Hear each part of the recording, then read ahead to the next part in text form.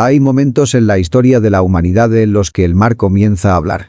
No lo hace con palabras audibles, sino con vibraciones que solo perciben los espíritus despiertos, los hombres atentos, los que han aprendido a escuchar los silencios del cielo. En esos días, el océano se convierte en un mensajero. Y cuando sus aguas se agitan de manera inusual, no es el viento lo que las mueve, sino algo más profundo, una señal que viaja desde los confines del tiempo hasta las costas de los hombres. Esa fue la sensación que me invadió la primera vez que vi las imágenes de la flota rusa cruzando el Atlántico rumbo a Venezuela. No eran simples barcos. No eran simples máquinas de acero y fuego. Eran presagios. Eran sombras antiguas que regresaban a la escena mundial para recordarnos que nada ocurre sin propósito, que la historia, esa gigantesca serpiente dormida, comenzaba a moverse de nuevo. Los analistas políticos hablaron de estrategia, de intereses económicos, de alianzas que buscaban desafiar la hegemonía estadounidense. Pero mis ojos vieron otra cosa. Vi lo que un pentecostal ve cuando el mundo parece entrar en convulsión. Una señal espiritual. Es que, desde la perspectiva del cielo, las naciones no se mueven por capricho. Son empujadas por fuerzas invisibles, por manos que no vemos, por propósitos que no entendemos. Y cuando un gigante se levanta, cuando otro responde, cuando el tablero mundial parece cambiar, siempre, siempre, siempre hay un eco profético detrás. Esa mañana, mientras bebía café y observaba los titulares, sentí un estremecimiento. No era miedo. No era ansiedad. Era discernimiento. Esa sensación que los pentecostales conocen muy bien. Ese temblor interno que no viene de los nervios, sino del espíritu. Ese aviso silencioso que te dice: despierta, mira bien. Esto no es normal. Porque nada de lo que estaba ocurriendo era normal. Los barcos rusos no cruzan medio mundo para hacer visitas de cortesía. Las potencias no desafían a otras por deporte. Y Venezuela, ese país herido, desgastado y sin embargo misterioso, no se convierte en epicentro global por simple casualidad. El espíritu me habló, no con una voz audible, sino con esos pensamientos firmes como rocas que descienden sin que nadie los invite. Todo lo que ves es parte del diseño. Las aguas se mueven porque algo se acerca. Tomé aire. Cerré los ojos. Y entonces, como tantas veces en mi vida, regresó a mí la memoria de las antiguas profecías.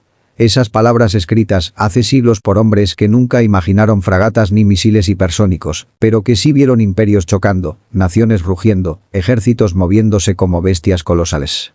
Hombres que hablaron de un tiempo en que el norte se movería con fuerza y en que el occidente respondería con furia.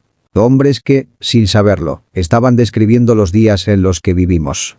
Y así comenzó mi viaje mental hacia el corazón de aquel acontecimiento. No a través de documentos secretos. No a través de satélites. No a través de fuentes militares. Sino a través del espíritu. Porque, como bien dicen los pentecostales, primero ocurre en los cielos, después en la tierra. Y yo sentía que este movimiento naval no había comenzado en Moscú ni en Washington. Había comenzado en los lugares celestiales, donde los imperios no son más que peones y los mares, simples rutas para que las profecías se cumplan. El Atlántico aquel día estaba silencioso. Pero su silencio no era natural. Era el silencio de un escenario que se prepara para un acto mayor. Las olas recibían a la flota rusa como quien recibe a un mensajero antiguo. Como si el mar, que ha visto nacer y morir imperios, reconociera que aquellos barcos traían más que militares. Traían un anuncio. Un anuncio que solo los ojos espirituales podían descifrar. Mientras la prensa hablaba de tensión, yo escuchaba un murmullo lejano, como si los cielos estuvieran limpiándose la garganta antes de pronunciar una advertencia. Y la advertencia era clara.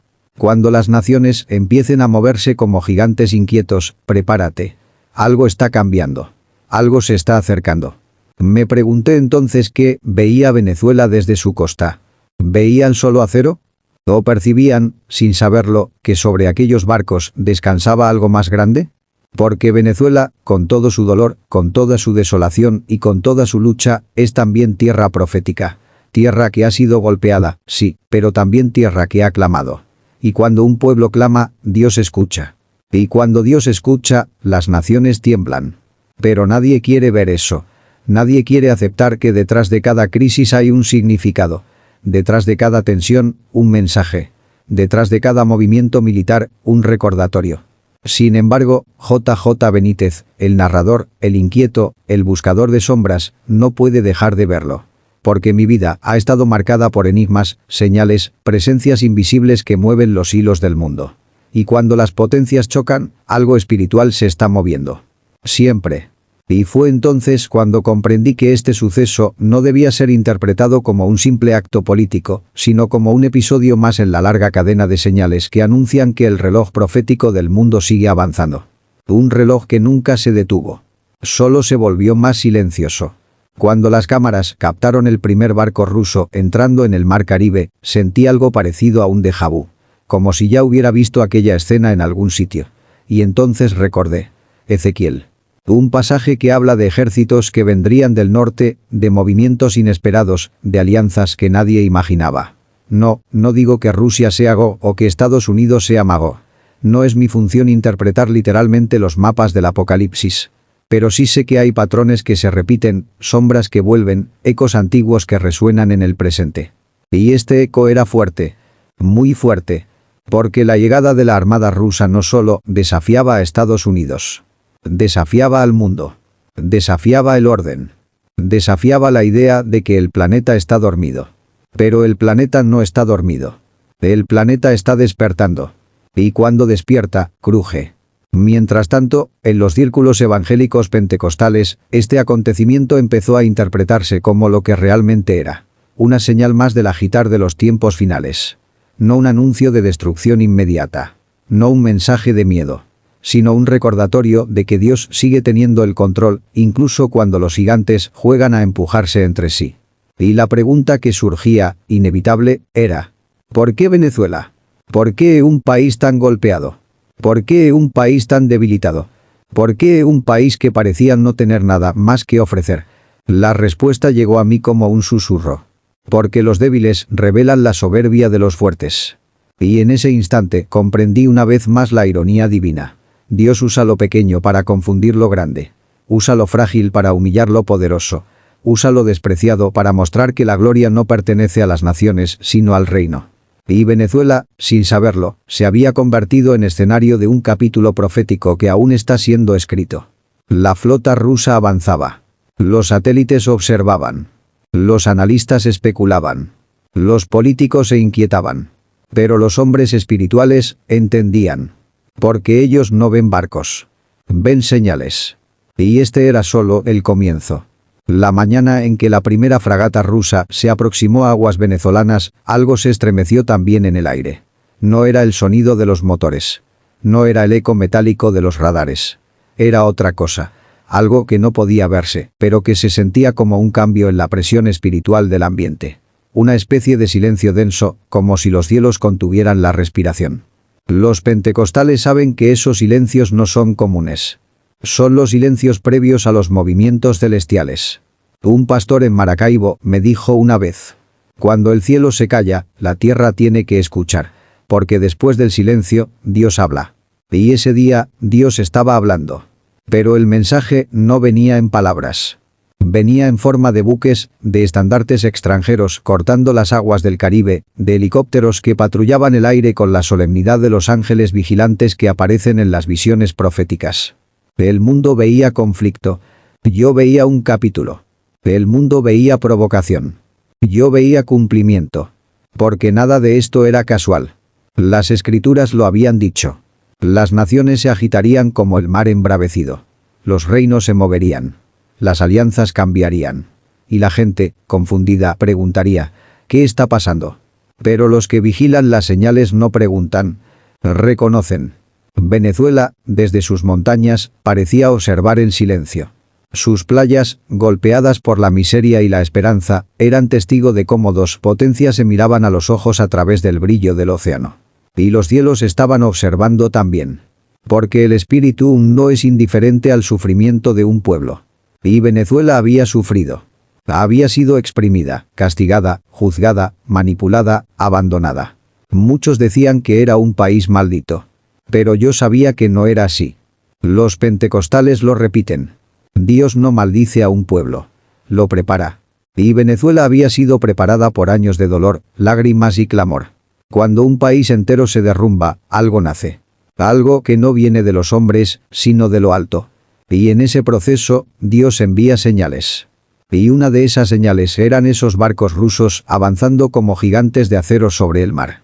Muchos se preguntaban si eso significaba una guerra. Y aunque la guerra no siempre es inevitable, sí es reveladora. Porque la guerra muestra lo que está escondido. Expone la soberbia. Revela las intenciones. Y despierta a los dormidos. A veces, un país necesita ver un gigante acercarse para recordar que solo Dios es más grande. Y Venezuela lo estaba recordando. Esa tarde, mientras el sol se ocultaba detrás de las montañas de Ávila, el resplandor caribeño iluminó los barcos rusos con un tono rojizo, casi profético, casi apocalíptico. Esa luz, esa especie de fuego sobre el mar, parecía anunciar algo. Pero, ¿qué? Quizás anunciaba el fin de un orden mundial. Quizás anunciaba el principio de otro. Quizás era solo un recordatorio de que las potencias no son eternas. Los pentecostales suelen decir en sus vigilias: Dios derriba reyes y pone reyes. Y lo hace cuando quiere. Tal vez este movimiento naval era una muestra de que uno de esos cambios estaba en camino. Porque Estados Unidos no está acostumbrado a ser desafiado en su propio hemisferio. Venezuela no está acostumbrada a ser protegida por un gigante que no es el del norte. Y Rusia no está acostumbrada a mostrar sus cartas tan abiertamente. Pero Dios sí está acostumbrado a tomar a los poderosos y moverlos como piezas en un tablero que nadie más entiende. Y esa tarde, frente a las costas venezolanas, el tablero se había movido. Recuerdo un versículo que siempre me inquietó. Cuando digan paz y seguridad, entonces vendrá sobre ellos destrucción repentina. Y ese día, mientras los presentadores de noticias se esforzaban por transmitir calma, yo sabía que lo que estábamos viendo no era paz. Era un equilibrio falso. Era un suspiro antes de la tormenta. Era el preludio de un cambio profundo. Y Venezuela, sin quererlo, estaba en el centro mismo de ese cambio. Porque la presión estadounidense no era solo política. Era espiritual. Todo imperio que se eleva demasiado alto olvida que hubo uno que descendió más bajo que todos para enseñarnos que la grandeza no está en dominar, sino en servir. Pero los imperios no escuchan. Los imperios no oran. Los imperios no tiemblan hasta que otro imperio aparece frente a ellos. Y ese día, en el mar Caribe, el gigante estadounidense tembló. No de miedo, sino de sorpresa. Porque por primera vez en mucho tiempo, alguien le recordó que no era invencible. Los pentecostales en Venezuela lo sintieron. Las iglesias lo sintieron. Los profetas lo sintieron. Algo se está moviendo, decían. No es normal. El espíritu está inquieto. Y tenían razón. El espíritu estaba inquieto. Porque Dios usa los movimientos de las naciones para despertar a su pueblo. Y el pueblo estaba despertando. Mientras tanto, en Washington, los radares seguían las fragatas rusas con la atención de un cazador sorprendido. Los políticos hablaban en voz baja. Los analistas advertían sobre provocaciones. Los diplomáticos trataban de entender. Pero nadie, absolutamente nadie en esos salones iluminados por lámparas doradas, consideraba la posibilidad de que aquello no fuera solo geopolítica. No. Para ellos, eso no existe. Los cielos no entran en las agendas del poder. Y ese es su mayor error. Porque cuando los cielos deciden intervenir, lo hacen sin pedir permiso. Y ese día, en algún lugar entre los radares estadounidenses y la flota rusa que avanzaba, se estaba librando una guerra invisible que nadie veía. Excepto los espirituales. Excepto los que oran. Excepto los que vigilan. Excepto los que sueñan con señales. En una pequeña iglesia pentecostal del estado Falcón, una mujer dijo durante la adoración: Dios me mostró barcos. Dios me mostró fuego en el mar. Dios me mostró que algo grande viene. Y mientras decía esas palabras, los barcos avanzaban. Y el fuego del atardecer los envolvía. Y las profecías tomaban forma. Pero nadie en los noticieros habló de eso. Nadie en las redes sociales mencionó la visión de aquella mujer. Nadie en los cuarteles estadounidenses consideró que Dios estaba moviendo las piezas. Pero yo lo sabía. Yo lo sentía. Porque cuando el mar se inquieta, el cielo está hablando. Y cuando el cielo habla, los que entienden corren a escuchar. El mundo no estaba listo para lo que venía. Y quizás Venezuela tampoco lo estaba. Pero los cielos sí. Y los cielos ya estaban susurrando. La noche cayó sobre el Caribe como un manto denso, pesado, casi antiguo. No era la noche habitual que cubre la costa venezolana con su brisa cálida y su ritmo de olas. No, aquella noche tenía un peso diferente. Era una noche vigilante. Una noche con ojos. Los barcos rusos, alineados como sombras colosales, parecían respirar en la oscuridad. Sus luces, pequeñas pero firmes, se deslizaban sobre la superficie del mar como luciérnagas de acero. A lo lejos, desde los altos edificios de Caracas, algunos podían ver el tenue resplandor de la flota, un recordatorio silencioso de que dos mundos se estaban acercando peligrosamente. Pero lo más importante no estaba en los barcos. No estaba en la tecnología militar. No estaba en los misiles ni en los radares.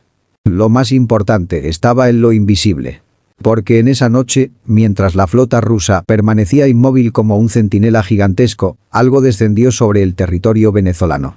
Una especie de quietud espiritual. Un recogimiento, una pausa sagrada que solo ocurre cuando los cielos están observando con especial atención. Los pentecostales lo llaman velada. Los antiguos profetas lo llamaban señal. Los místicos lo llamaban presencia. Yo simplemente lo llamé advertencia. No una advertencia de destrucción, sino de significado. Porque todo lo que estaba ocurriendo tenía propósito, aunque pocos lo entendieran. Venezuela, con sus heridas todavía abiertas, se encontró envuelta en una tensión que parecía superar a los hombres. Pero quizás no se trataba de tensión, sino de destino. El destino.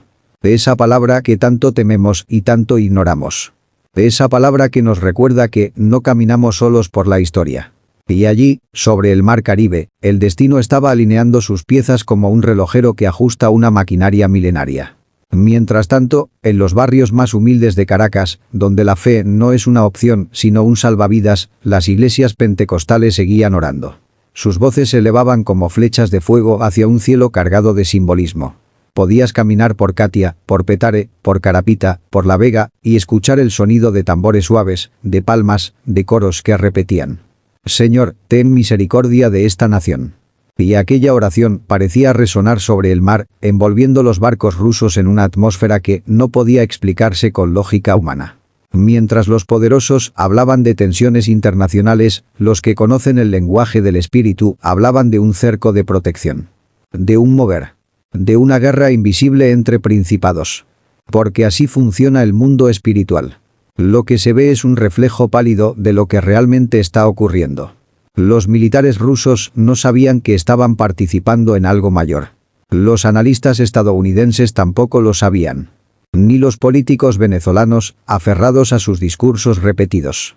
Pero los que oraban en silencio sí lo sabían. En una pequeña casa en Puerto Cabello, una anciana que había pasado su vida asistiendo a campañas evangelísticas dijo en una reunión: Dios está haciendo algo. No sé qué es, pero lo siento en mis huesos. Y todos la creyeron. Porque en Venezuela, los huesos han aprendido a hablar. Huesos cansados, quebrados, golpeados por el hambre y la sed. Pero huesos que todavía sienten cuando el cielo se mueve. Esa noche, el mar no estaba tranquilo. Aunque a simple vista parecía sereno, su espíritu estaba inquieto. Las olas murmuraban como voces distantes.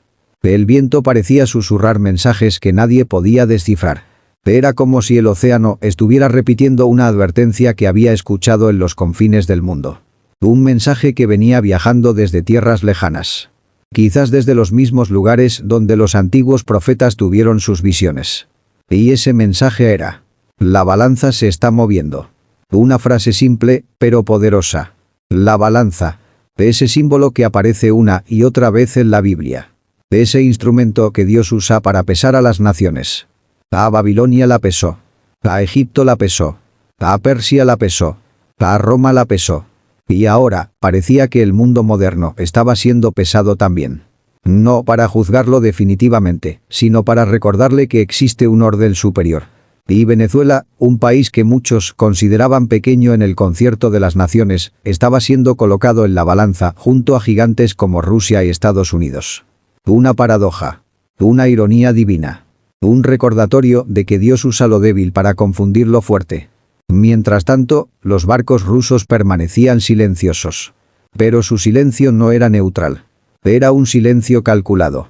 Un silencio que hablaba más que cualquier bomba. Un silencio que decía al mundo: estamos aquí. Y no nos iremos.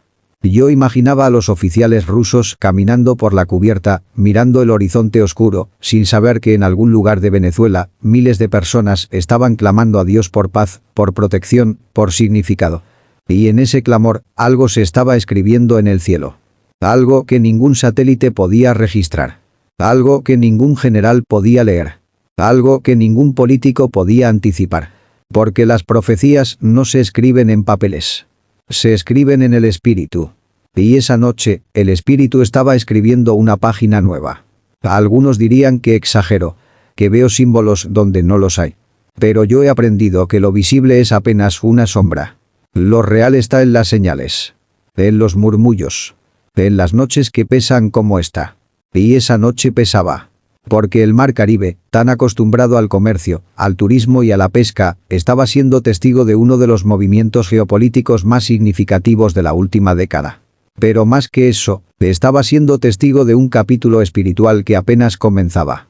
En algún momento, alrededor de la medianoche, un destello apareció en el horizonte. No era una explosión. No era un misil. Era simplemente el reflejo del primer rayo de luna que rompía la formación de nubes. Pero para mí fue suficiente. Porque ese rayo iluminó la silueta de los buques y de pronto parecían vivos. No máquinas. No estructuras metálicas. Parecían criaturas del océano. Mensajeros. Centinelas de un tiempo nuevo. Y entendí algo. No habían llegado por casualidad.